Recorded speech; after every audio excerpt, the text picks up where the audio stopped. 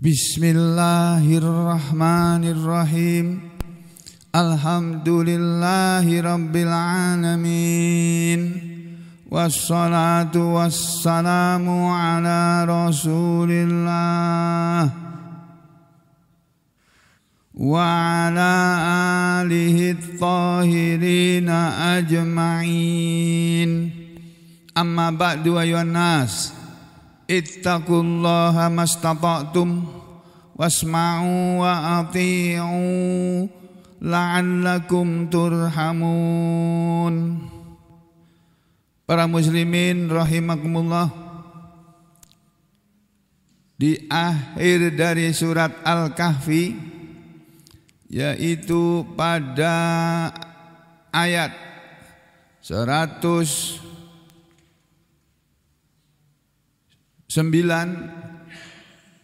Allah Subhanahu wa taala berfirman, A'udzu billahi minasy syaithanir rajim.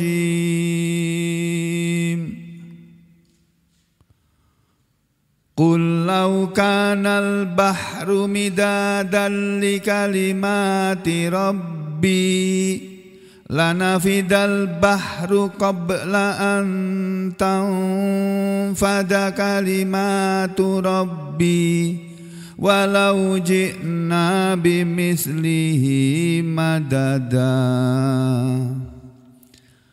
Yang artinya, kul, katakanlah wahai Rasul, katakanlah wahai Nabi.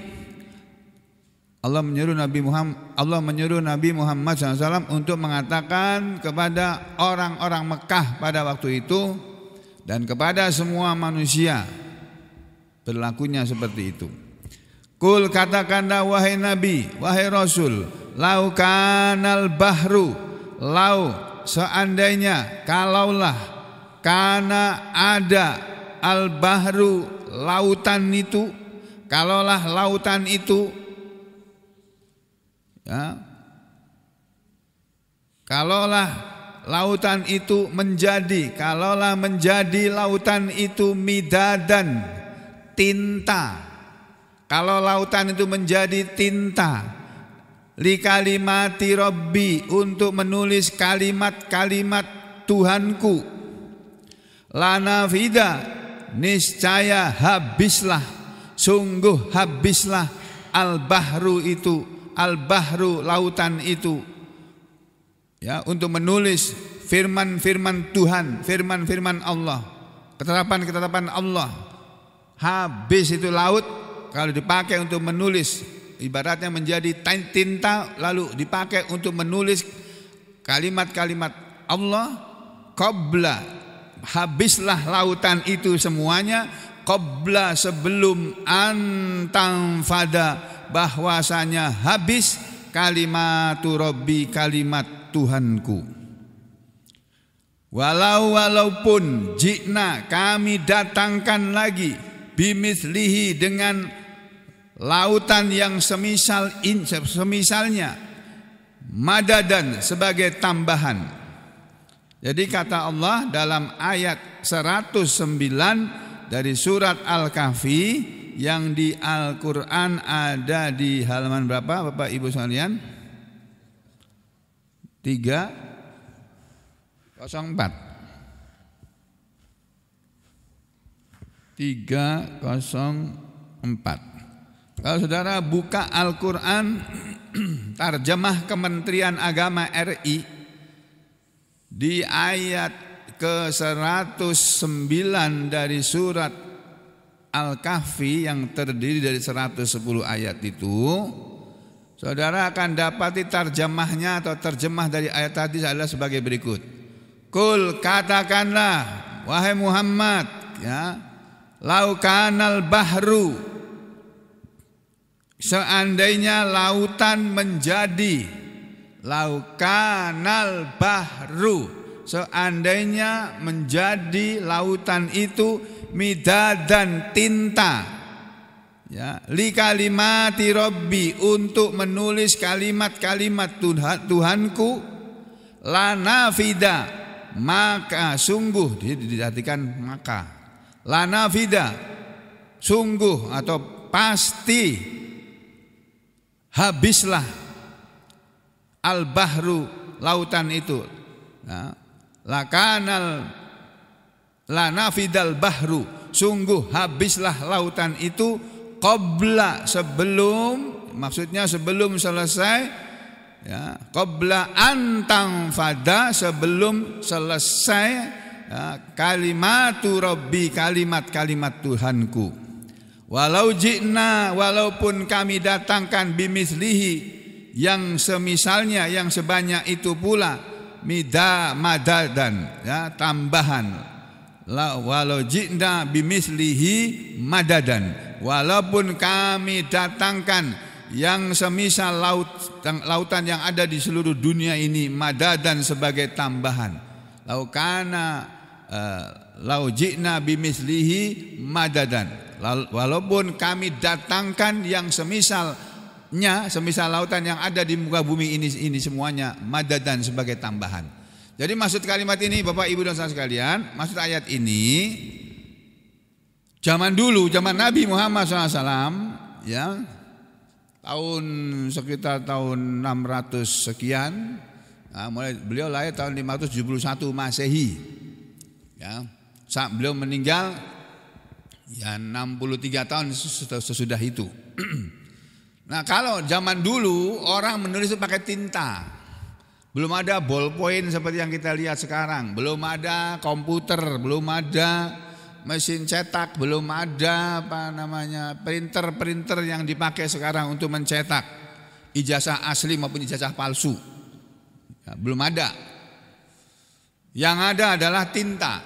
Orang zaman dulu nulis pakai tinta. Nah, Allah berfirman ini, katakanlah Muhammad kepada semua manusia, seandainya lautan itu semuanya, lautan yang ada di seluruh dunia ini, yang ada di seluruh muka bumi ini, semuanya menjadi tinta untuk menulis kalimat-kalimat Allah, untuk menulis ucapan Allah, kalimat Allah, ketetapan Allah. Itu kata Allah, la nafidal bahru, sungguh pasti habislah lautan itu qabla antang fada, ya, sebelum habis, sebelum selesai kalimatu rabbi, kalimat-kalimat Tuhanku ditulis. Jadi maksudnya apa yang Allah ucapkan, apa yang Allah tetapkan dalam ketetapan Allah berupa takdir-takdir setiap manusia seluruh alam ini, itu kan ditulis oleh Allah. Allah sudah menulis sebelum kejadian.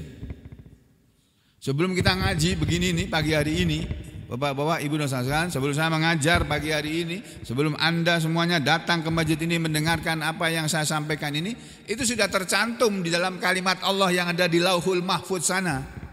Termasuk ayat Al-Quran, seluruh ayat-ayat Al-Quran, seluruh kitab suci Al-Quran itu 30 juz, ya, termasuk seluruh kitab Injil, termasuk seluruh kitab Taurat dan kitab-kitab yang pernah turun kepada para nabi dan Rasul Allah. Itu semuanya sudah, sebelum diturunkan, diwahyukan kepada para rasul itu sudah tertulis di Lauhul Mahfuz sana, termasuk ketetapan pada seluruh makhluk ini, termasuk ketetapan yang Allah tetapkan kepada kita. Ya, ingat, ini ilmu Allah, rahasia Allah yang manusia tidak tahu seluruhnya, tidak pernah paham, tidak pernah mengerti. Tidak pernah tahu bahwa besok pagi kita akan mengalami apa, itu nggak ada yang tahu. Tapi sudah tertulis di Lauhul Mahfuz sana. Nah, jadi semua kejadian yang ada di alam semesta ini, Bapak Ibu dan saudara, apapun itu, sekecil apapun atau sebesar apapun itu peristiwa, kejadian, itu sudah tertulis sebelum terjadi. Cuma kita tidak tahu. Itu hanya Allah yang tahu. Nah, para nabi pun, para rasul pun tidak tahu. Ya, makanya di sini Allah memberitahukan kepada kita lewat ayat ini. Ini loh, katakanlah Muhammad, seandainya lautan menjadi tinta untuk menulis kalimat-kalimat Tuhanku, maka pasti habislah lautan itu sebelum selesai penulisan kalimat-kalimat Tuhanku. Walau ji'na bimislihi madada, meskipun kami datangkan tambahan sebanyak itu pula. Jadi lautannya akan habis dipakai untuk menulis semua kejadian. Apa saja, termasuk sampai yang datang sini hari ini, Pak Nanang ya datang tapi mengantuk, ditulis sudah, mengantuk. Pak ini duduk bersandar di sana, Pak ini duduk di sana. Itu sudah terjadi, itu sudah ada tulisannya. Saya akan ngomong apa, itu sudah ada tulisannya. Cuma saya tidak tahu. Taunya setelah terjadi, gitu loh. Jadi ini ilmu Allah, nggak ada yang tahu kecuali Allah. Takdir-takdir yang menimpa kita itu semuanya sudah ada tulisannya, sudah ada ketetapannya, sudah tertulis di Lauhul Mahfuz. Termasuk yang kemarin saya sampaikan yang mungkin sebagian di antara saudara salah paham. Gak paham karena memang belum banyak ngaji. Ya, saya bilang bahwa seseorang di antara kita, ma minkum min ahadin, kata Nabi Muhammad SAW, tidak ada di antara kalian seorang pun illa kecuali qad kutibalahu, sungguh telah ditetapkan untuknya maq'adatun minal jannah wa maq'adahu minal jannah wa maq'adahu minan nar. Sudah dituliskan kepada semua manusia ini, setiap manusia ini tidak ada kecuali sudah ditetapkan tempat tinggalnya nanti di surga atau di neraka. Semuanya sudah ada. Saya akan masuk surga atau masuk neraka, Anda semuanya akan masuk surga atau masuk neraka. Itu sudah ada ketetapannya. Cuma kita tidak tahu. Makanya ketika Nabi kita mengucapkan seperti itu, para sahabat bingung, sama seperti sampean yang bingung mendengarkan baca ucapan saya itu. Lalu berkatalah seseorang di antara sampean, kalau begitu buat apa kita berdoa? Kalau itu buat apa kita sholat? Ya sama, para sahabat Nabi itu juga begitu. Ya Rasulullah, kalau begitu nattakilu, kita tawakal saja Rasulullah, nggak usah kita beramal. Buat apa kita beramal? Buat apa kita berdoa kalau begitu caranya? Apa kata Nabi? Enggak, jangan begitu. Kamu jangan ngomong begitu. Kamu jangan berpikiran seperti itu. I'malu, beramallah kalian. Allah menyuruh kamu beramal. Allah menyuruh kita beramal. Untuk apa? Untuk menentukan nanti kita akan masuk surga atau masuk neraka. Fakullun, maka setiap orang, kata Nabi, muyassarun, dimudahkan lima khuliqalahu, kepada apa dia diciptakan untuknya. Dia manusia tadi diciptakan oleh Allah untuk apa? Untuk masuk surga atau untuk masuk neraka? Itu sudah ada ketetapannya. Tanda-tandanya apa? Kullun muyassarun lima khuliqalahu. Semuanya dimudahkan kepada apa dia diciptakan. Kalau manusia tadi diciptakan oleh Allah untuk surga, dia tanda-tandanya dia akan mudah untuk berbuat baik dan tidak suka untuk berbuat buruk. Itu ciri-cirinya. Kalau dia diciptakan oleh Allah untuk masuk neraka, maka dia dimudahkan oleh Allah untuk berbuat buruk, berbuat jahat. Bagi dia berbuat jahat itu gampang, berbuat baik itu susah. Itu orang yang calon masuk surga itu berbuat baik mudah. Kalau orang ditetapkan oleh Allah, ditakdirkan oleh Allah masuk neraka, dia akan dimudahkan kepada berbuat buruk atau berbuat jahat atau tidak mau beramal, tidak mau berdoa. Begitu. Ya, masih nggak paham juga? Oh, jangan tanya aku lagi sudah. Kalau nggak paham. Ya, saya diberi ilmu oleh Allah melalui guru-guru saya. Kalau masalah takdir, kamu jangan bicara banyak sudah. Itu ilmunya Allah. Kamu tidak akan sampai. Pikiranmu sepandai apapun kamu, apalagi kalau ijazahmu palsu, gak akan nyampe berpikir ke sana. Yang ijazahnya asli aja, profesor ijazah asli aja, gak mampu berpikir tentang takdir. Karena itu hanya Allah yang tahu. Para nabi, para rasul pun tidak tahu detailnya bagaimana. Tapi secara globalnya ya seperti itu. Ini ayat ini Pak, Bu, diturunkan oleh Allah. Turun gara-gara apa? Ceritanya oleh para ahli tafsir diterangkan begini. Ya, lamma nazalat. Ya, wakila dan telah dikatakan oleh para ulama, para ahli-ahli tafsir, lamma nazalat, ketika telah turun ayat yang tersebut dalam surat Al-Isra. Ya, yang berbunyi begini. Wa ma utitum minal ilmi illa qalila. Wa ma, dan tidaklah utitum, kalian diberi oleh Allah, minal ilmi, dari ilmu itu, illa, kecuali qalilan, sedikit. Allah bilang, kalian wahai manusia tidak diberi oleh Allah ilmu kecuali sedikit. Jadi ilmu yang diberikan oleh Allah kepada kita itu cuma sedikit. Ilmu Allah itu luas, seluas langit dan bumi, bahkan seluas lautan yang ada di seluruh dunia, ditambah lagi dengan lautan yang sebesarnya, ditambah lagi. itu masih kalah dengan ilmunya Allah. Tuh. Nah, ketika turun ayat ini, dan tidaklah kalian diberi ilmu kecuali sedikit. Qalatil Yahud, berkatalah orang Yahudi. Apa kata orang Yahudi ketika turun ayat ini dan dibacakan oleh Nabi dan diketahui oleh orang Yahudi? Utina Taurat, kata mereka, kami telah diberi kitab Taurat. Wa fiha, dan di dalamnya ilmu kulli syai', kata mereka. Orang-orang Yahudi bilang begitu.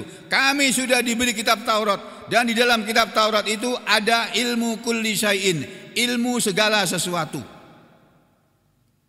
Orang Yahudi bangga bahwa mereka telah diberi kitab Taurat. Dan kata mereka, di dalam kitab Taurat sudah ada semua ilmu ada di situ. Fa anzalallahu ta'ala, lalu Allah Ta'ala menurunkan ayat ini. Qul law kanal bahru midadan li kalimati rabbi lanafidal bahru qabla an tanfada kalimatu rabbi walau ji'na bimithlihi madada. Katakanlah wahai Nabi, seandainya lautan itu semuanya menjadi tinta untuk menulis kalimat-kalimat Tuhanku, niscaya habislah lautan itu sebelum habis kalimat Tuhanku ditulis. Walau ji'na bimithlihi madada, walaupun kami tambahkan yang semisalnya sebagai tambahan, sebagai tinta tambahan. Jadi laut, seluruh laut yang ada di muka bumi ini dipakai untuk menulis. Kalau itu ibarat tinta dipakai untuk menulis, itu lautan dulu habis untuk menulis. Firman Tuhan belum selesai, ketetapan Tuhan belum selesai ditulis. Makanya kitabnya Allah yang diturunkan kepada manusia bukan hanya kitab Taurat saja. Ada kitab Injil yang turun sesudah Taurat. Ada Al-Quran yang turun sesudah Injil. Taurat, Injil, Al-Quran semuanya itu berasal dari Allah, Tuhannya manusia ini. Dan dipakai di zamannya masing-masing. Di zaman kitab Taurat berlaku, Injil belum ada. Begitu Injil diturunkan oleh Allah kepada Nabi Isa Al-Masih alaihissalam, Taurat tidak berlaku lagi, yang berlaku kitab Injil. Begitu Al-Quran turun kepada Nabi Muhammad SAW, Injil yang turun kepada Nabi Isa Al-Masih alaihissalam tidak berlaku lagi. Yang berlaku sampai hari kiamat Al-Quran ini. Makanya di dalam Al-Quran ayat-ayatnya berisi ayat-ayat yang ada dalam kitab Taurat, ayat-ayat yang ada dalam kitab Injil, semuanya ada dalam Al-Quran. Ya, kalau manusia mau mendalami Al-Quran. Nah, sudah ya. Itu kita lihat ini turun gara-gara orang Yahudi bilang seperti itu. Jadi ini ayat menggambarkan betapa luasnya ilmu Allah, betapa banyaknya ketetapan Allah yang manusia tidak mengetahuinya. Termasuk ketetapan yang jatuh, yang menimpa kita masing-masing, itu tidak ada yang tahu kecuali Allah. Tetapi Allah sudah menulis semua kejadian yang akan terjadi di muka bumi, di alam semesta ini sebelum itu terjadi. Sebelum itu terjadi. Ya. Manusia menginginkan, banyak manusia di Indonesia ini menginginkan Pak Gibran Raka Buming Raka menjadi pengganti Prabowo. Ya. Tapi apakah itu akan terwujud? Belum tahu kita. Tapi sudah ada ketetapannya, nanti siapa yang akan menjadi pengganti Pak Prabowo itu siapa? Apa tetap Pak Prabowo lagi memerintah lagi selama 5 tahun? Atau diganti oleh Gibran? Tidak tahu kita. Tapi Allah sudah tahu, sudah ada ketetapannya. Nah itu, sampai mau percaya omongannya itu nggak percaya terserah. Pokoknya sudah aku sampaikan. Ya, itu sudah akan terjadi. Makanya manusia tidak akan lepas dari takdir Allah. Saudara bisa aja merencanakan besok pagi saya mau pergi, mau mengambil uang, udah cair uangnya. Sudah cair uangku, sudah turun. Gaji berkalanya sudah turun. Nah, apalagi gaji yang belum terbayarkan turun. Sudah ada pemberitahuan dan besok pagi saya mau ambil ke bank. Apakah itu betul akan terjadi? Saudara akan dapat uang itu? Belum tentu, kita nggak tahu. Ternyata takdirnya berbeda. Uang itu betul kamu ambil dari bank, tapi keluar dari bank dirampok sama orang. Naudzubillah min dzalik. Nah, sampai dirampok oleh perampok, itu juga ketetapan Allah. Makanya ketika ada hal-hal yang tidak menyenangkan menimpa kita, Nabi mengajarkan untuk mengucapkan inna lillahi wa inna ilaihi raji'un. Kalau kita kehilangan sesuatu, kehilangan harta, kehilangan anak, kehilangan istri, kehilangan suami, kehilangan orang tua, itu waktu kehilangan itulah takdirnya Allah sudah terjadi. Kita disuruh mengucapkan inna lillahi wa inna ilaihi raji'un. Sesungguhnya kami semua ini milik Allah dan sesungguhnya kami semuanya akan kembali kepada Allah. Kita akan kembali kepada Allah, harta kita pun akan kembali kepada Allah. Lalu dibagi-bagi oleh Allah menurut hukum Allah dengan pembagian harta warisan. Lalu yang lalu apakah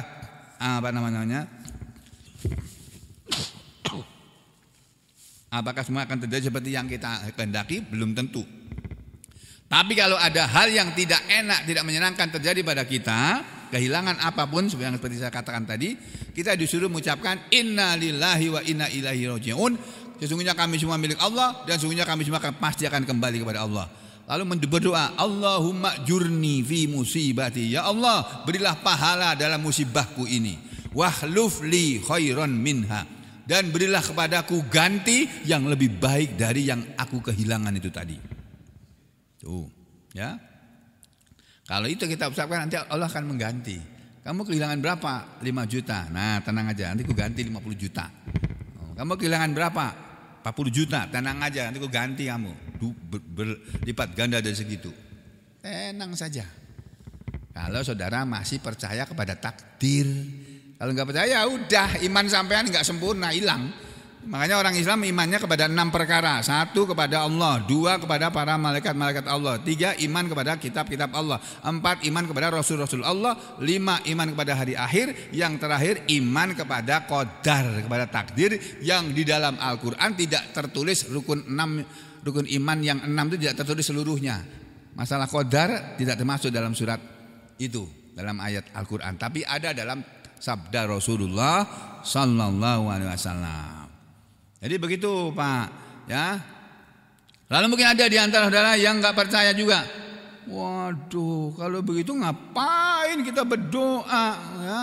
Ngapain kita ini beramal kalau sudah ditentukan kita akan masuk surga atau masuk neraka? Nah, sudah ini kembali kepada yang pernah saya sampaikan juga, ya di sini nih. Mudah-mudahan ada di sini ya. Mudah-mudahan ada di sini.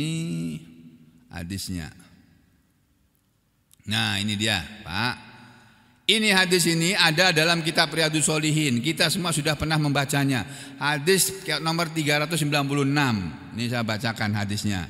An Ibnu Mas'udin, dari sahabat Nabi yang bernama Ibnu Mas'ud radhiyallahu an. Semoga Allah ridha kepada Ibnu Mas'ud. Qala, Ibnu Mas'ud telah berkata, Haddasana, telah menceritakan kepada kami Rasulullah sallallahu alaihi wasallam. Jadi kata Ibnu Mas'ud, Rasulullah SAW telah menceritakan kepada kami, wa huwa, sedangkan beliau Rasul itu adalah as-sadiq, orang yang benar, al-masduq, orang yang dibenarkan ucapannya.